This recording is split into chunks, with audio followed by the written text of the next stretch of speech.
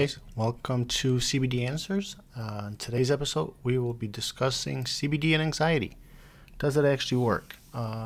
It's a question we get all the time, so we figure we'll tackle the topic. And as always, it's brought to you by thecbdhaven.com, your one-stop shop for all of your CBD product needs. So, anxiety. What is it? According to the Mayo Clinic, some of the most common anxiety symptoms can include just an overall feeling of nervousness, restlessness, tension, always feeling impending danger, panic or doom, elevated heart rate, especially if you're having a panic attack, sweating, trembling, when you feel weak or tired, inability to concentrate or stick onto one task, and trouble sleeping. So, what brings on anxiety? Well, according to WebMD, anxiety can be brought up by either a mental condition or a physical condition. A mental condition includes a panic disorder, a GAD or a generalized anxiety disorder, a phobic disorder, or a stress disorder. And a physical condition is everything external that affects us, that includes stress at work, at home, as well as financial worries. And it's not just stress, it could also be your actual physical condition. So, who is affected by anxiety? We hear it all the time, and according to the Anxiety and Depression Association of America, anxiety disorders are actually the most common mental illnesses in the U.S. And actually, the numbers that I'll show you guys now are pretty staggering. It affects 40 million adults in the U.S. Between ages of 18 and up. That's 18.1% of the U.S. population every single year. That's 1 out of 5 people. 1 out of 5 people has to deal with anxiety. It is highly treatable. That's the important part to note. It's highly treatable. But the problem is that only 36.9% of those that suffer actually get treatment. Some either self-medicate, whether it's with alcohol, with pills, or just learn to cope and live with it.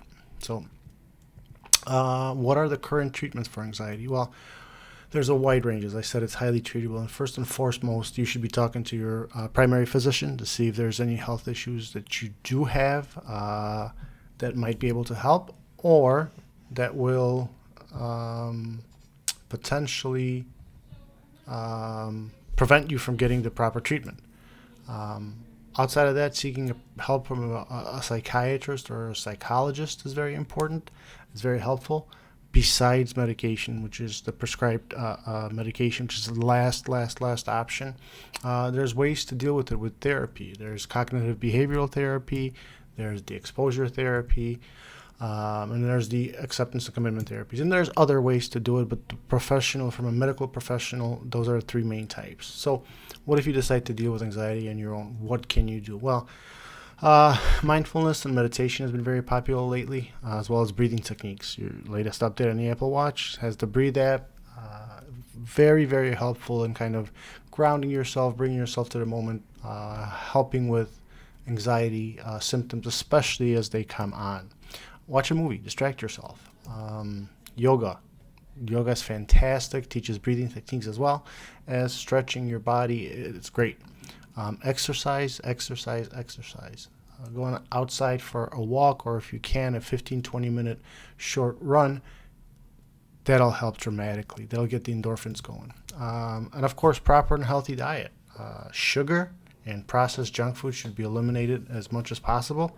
Obviously, there's times we can't always avoid it, but soda, cereals, you name it, anything with cane sugar should be eliminated. Reduce your caffeine intake. That's just common sense there. Caffeine actually can increase your anxiety levels. As a matter of fact, nicotine can as well. So if you're a smoker, that can affect you as well. Make sure you get enough sleep. Hydrate.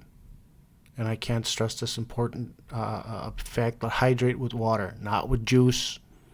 Juice is nothing but sugar. Not with soda. Again, nothing but sugar and chemicals. Not with alcohol. Alcohol actually is a downer, and it can bring on anxiety. And that's the next one. Reduce or eliminate alcohol consumption. So make sure you hydrate with water, H2O, and eliminate or significantly reduce alcohol consumption. But lately, we've been getting a lot of questions on CBD, the magic 3 letters.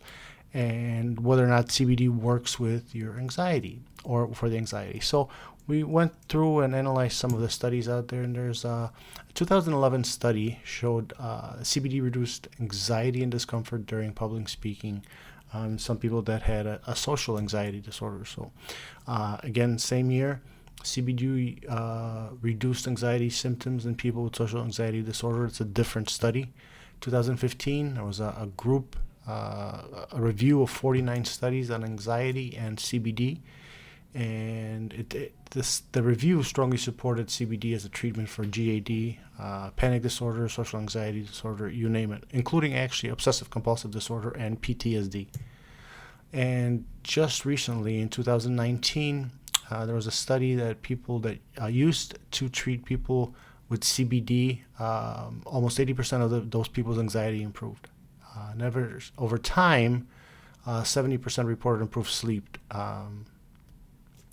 So there you go. And in 2017, there was a study that did not find any evidence that CBD improved anxiety or paranoia, increased anxiety in some people. Now, some people suffer from THC-induced anxiety, so if it was full spectrum CBD that was being used as the type of CBD being studied, that could be explained as that. But also keep in mind, we're all different, so CBD might work for me, might not necessarily work for you. So the bottom line on CBD anxiety, guys, you just got to try it.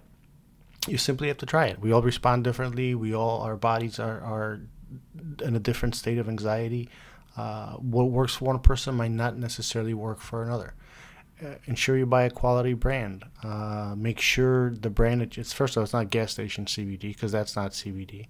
But also make sure that the brand you buy, and not just the brand, but the place you buy from, has the certificate of authenticity very easily accessible for you to review, and that it's done by a third-party lab, not the actual manufacturer itself. And then pick the right type of CBD. I discussed full-spectrum CBD. Full-spectrum CBD contains 0.3% of THC content. Some people have THC-induced anxiety that might increase their anxiety as well. And there's broad-spectrum anxiety. There's a lot of studies being done with broad-spectrum versus full-spectrum right now, so we'll have to wait and see. And of course, CBD Isolate. Now, if you do pick CBD Isolate as your choice, that's kind of like the entry CBD, make sure the dose amount is higher. And that's the final point.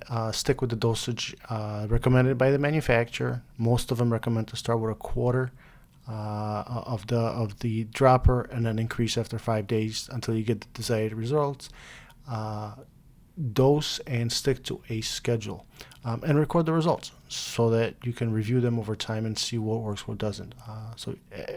If one doesn't, you might want to try another one to see if a different type of CBD or a different brand works.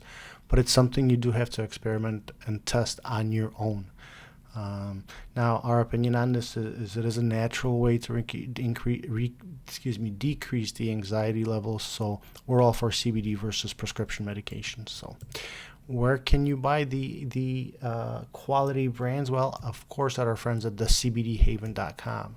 If you click our link down in the comment section below, you'll get the access to the curated selection of trusted brands, large selection of products, and the 3 major varieties we just discussed. So once again, guys, thank you, and another episode coming soon.